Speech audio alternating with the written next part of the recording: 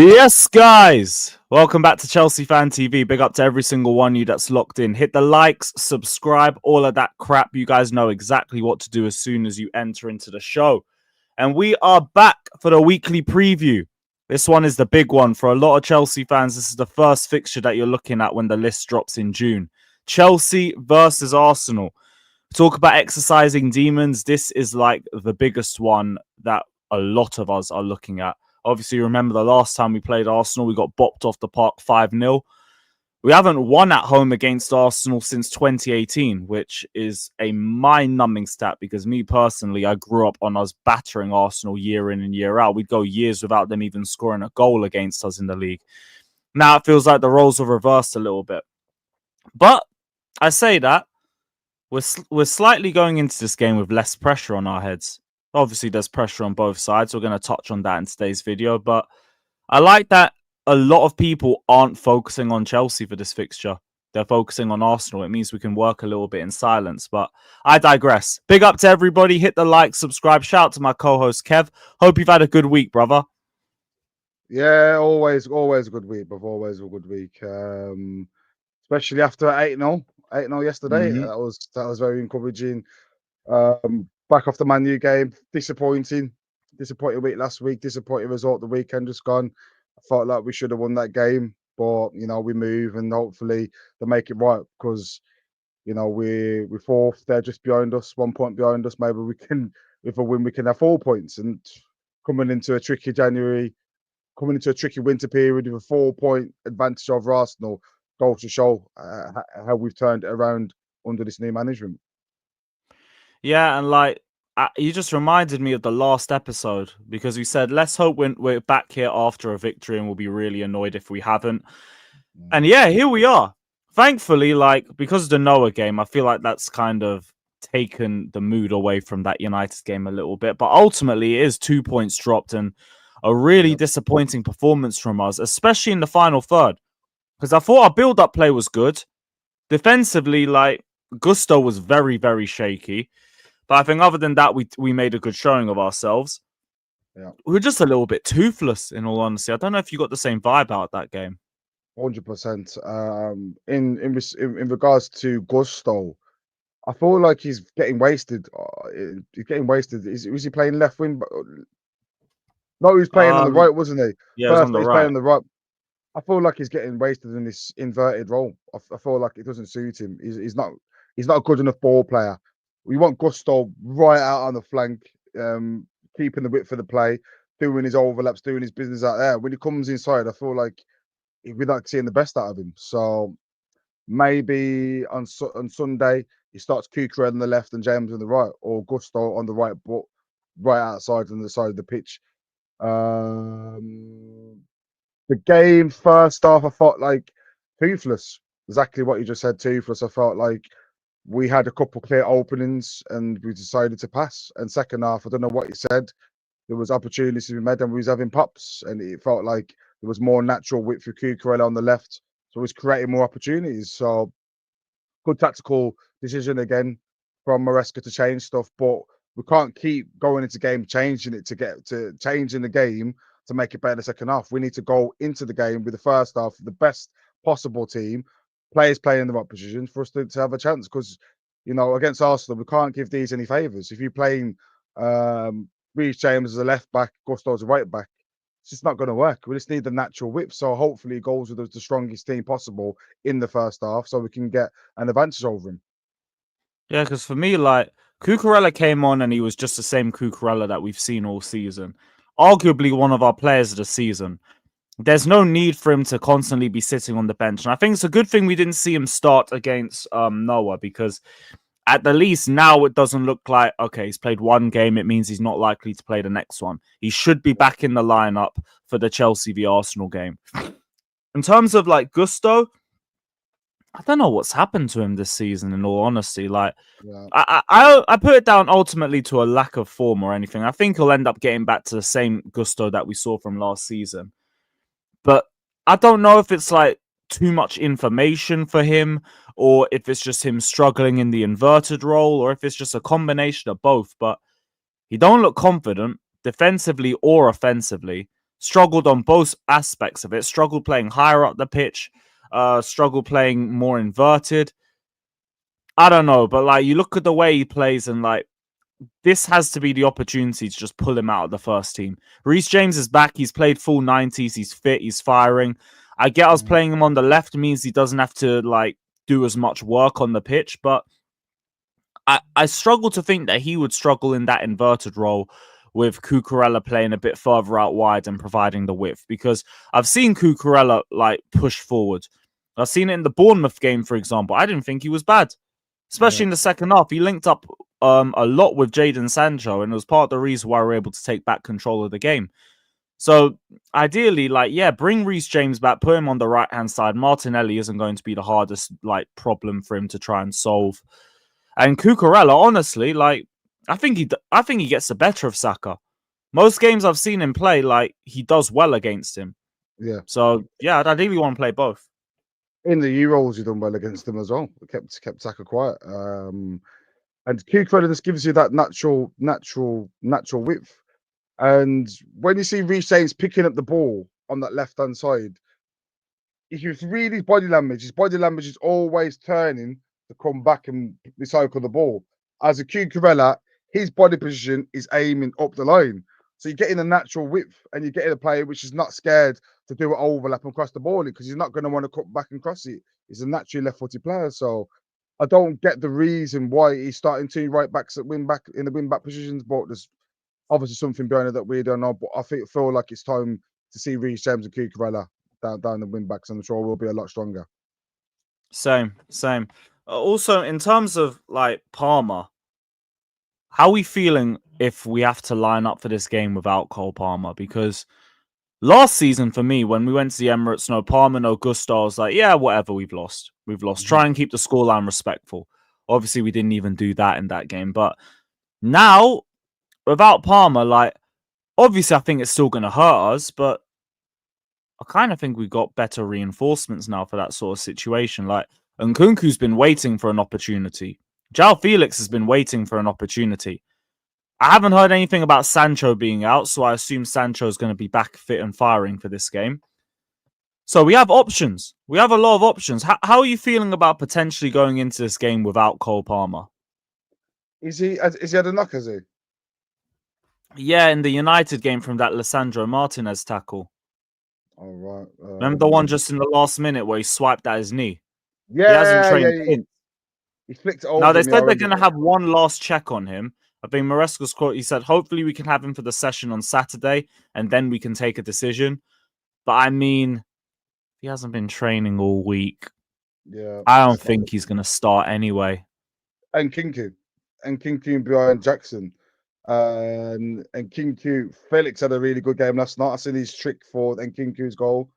They're both going to be floating around that camp position. So it's not bad bad players to bring in, let's say, when you've got that quality of players waiting. So with Cole Palmer, if he's out, and you know, obviously he's a massive player for us, our best player, has been for the last year. I think we'll miss him a tiny bit, but we've got good replacements. So maybe give Nkunku a start in that camp behind Jackson. I feel like he'll link up well, and he'll do good business in there, because I don't think there's a better finisher in this team than Nkunku, but I just don't feel like he's an out-and-out striker. But if his opportunity comes along tomorrow, Sunday, hopefully he takes it, because you can tell by his body language he hasn't been happy sitting on the bench the last few weeks. But it's times like this where he has to come and take his opportunity, and maybe he comes and has a good game.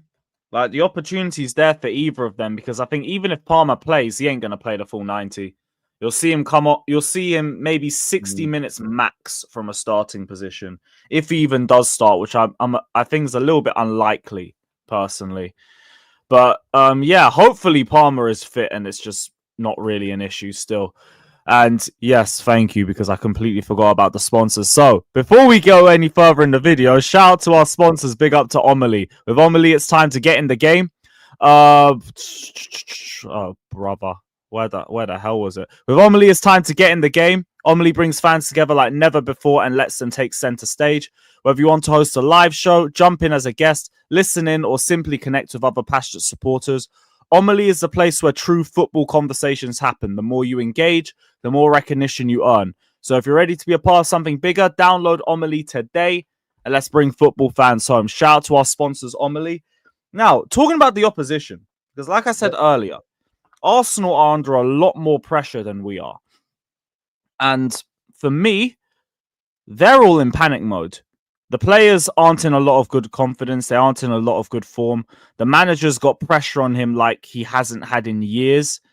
We have a great opportunity not just to inflict more pressure on them, not just to end their title hopes, but just to really put the final nail in the coffin of their season this early, because these men are already in a panic mode. Now, Rice is a doubt for the game. Could be playing with like half a broken toe or something. Havertz is a maybe as well. Got a potential concussion at the end of the Inter Milan game. I don't really feel that worried about Arsenal unless it's at set pieces. Because I genuinely think as long as we can stick one or two players on the right-hand side, we keep Saka quiet. And as long as you do that, they won't have the creative spark in their team. Odegaard, like everyone's pretending Odegaard's going to be fit. He played 2 minutes against Inter Milan and it was only because Havertz had to come off. He wouldn't have even come off the bench other than that. I don't see him starting. He might come off the bench against us. I don't see him starting at all. So genuinely, I think as long as you keep Saka quiet, you keep Arsenal quiet, as long as it isn't a corner. Yeah, 100%. Without Odegaard, they're a total different team. You know, with Odegaard, he can bring so much. Odegaard is like the Palmer for us, like he's for them, basically. Everything goes through him. The most of the assists, all the play comes from him in that composition. And I feel like they haven't got an out and out striker. So without Kai Havertz, who's their main threat? Gabriel Jesus? Come on, we can man mark him out the game. So I don't feel Don't like know they've which got one's many worse. threats. Yeah, they haven't got much threats going that way. Just defensively, they are a different beast under these new defensive and set play coaches they've got there. Probably the best team on set play, so that's a bit of a worry to me. But I don't feel like they'll break us down like the wood with the Odegaard. And like you said, if we can nullify Saka down that right, we've got all the chances of getting on the ball and winning the game. So I can't see how they're going to get us. They haven't really got any attacking threats. They need an out and out number 9, and most of their fans have been shouting out for 9 for how many years, and apparently they've been linked to Guy Corres and this and that. But we'll see when it comes. But right now, I don't see the threat from them. I really don't see a threat. Like it really is just set pieces and can we break down their defense? And like honestly, Yeah, we've conceded one more goal than them. It's meant to be the best in Europe. Like we've got enough questions about our own back line. And like it's only one more goal conceded. So defensively, I think we can get a goal against them. Like Nicholas Jackson always seems to get the better of Saliba and Gabriel in terms of duels. It's just last season the end product not really there. It was annoying because like one of the few rays of light I saw in that 5-0 thrashing was that Jackson seemed to get the better of both centre backs. He just fumble it at the end of it. I think his composure's improved a little bit more since then. So hopefully we can see him step up in another big game for us. But the midfield, genuinely bring who you want. I think we've got enough for them in the midfield. It's just a question of ourselves, isn't it? Like we said, you remember what we said last week? If we were going to concede a goal, it was going to be off a Robert Sanchez mistake. We conceded a goal off a Robert Sanchez mistake. And now we're going into next week with Robert Sanchez in goal. I don't know if you saw the briefing straight after the Manchester United game, but these men were talking about, what was it? What was the source that I saw? So they think his decision-making will eventually catch up with his talent. And they also think that he has all the ingredients to be one of the best goalkeepers in the Premier League. Good bit of PR. Good bit of PR. Listen, we all know Sanchez is not good enough. I feel like he's a good shot stopper, but playing at the back is a danger. Concentration levels, it's a danger. And I feel like last season against Arsenal, where he literally passed the ball out to Rice, for Rice never tapping, he's doing it consistently. He's making his mistakes consistently. How can he improve a goalkeeper that makes the same mistakes consistently. It's just not going to work.